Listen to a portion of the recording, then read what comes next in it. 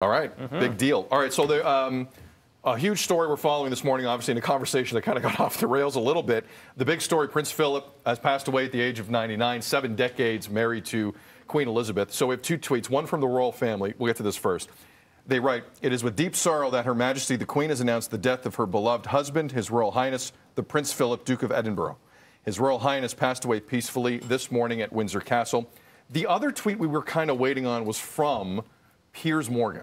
Now, you can debate with me all day whether or not this is the other tweet you should be waiting on. The reality is, I think a lot of us were, and wondering whether there would be a high road taken or going after Meghan Markle a bit more. This was the tweet.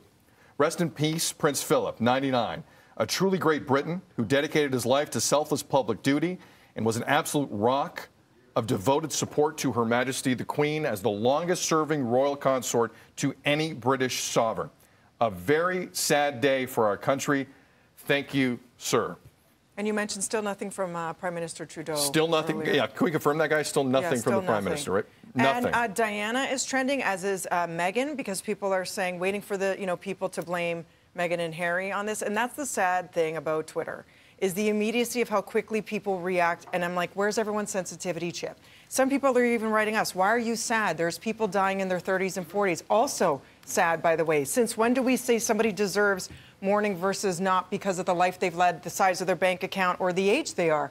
A loss of a life is a loss of a life. So I just worry about people jumping so quickly to make a joke, as opposed to having this time to mourn the loss of somebody who played a huge role to many around the world, right? We know with social media, of course, that's what's happening. And Sid, you know, from Tim and Sid days especially, how Twitter can be toxic in that sense. So Twitter is not real life in that sense, and real conversations at times. People just want to get that one line or kind of just get that like or that retweet. You're right. And the ones that get the retweets are the negative comments a lot of the times, right? So we do got to keep that in mind with it. But again, this is something that, you know, again, there are people that don't care about the monarchy. Right. Let's be honest about that, right? And so there are people that are going to wake up this morning saying, yeah, I don't care, which we understand. But there is a legacy here, and there is a history here, and you do have to, whether you like it or not, respect the history. And will this bring the family together? Well, Meghan and Harry, will this bring the family together? That'll be interesting. Harry was really close. Harry, So. I mean, but this is going to be interesting again. You know, normally this is where a family congregates,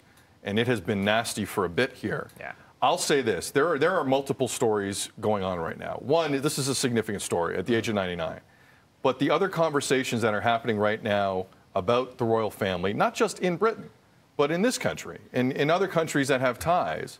This is going to be another moment where you're going to see it play out over several days. What is the role of this family? Right.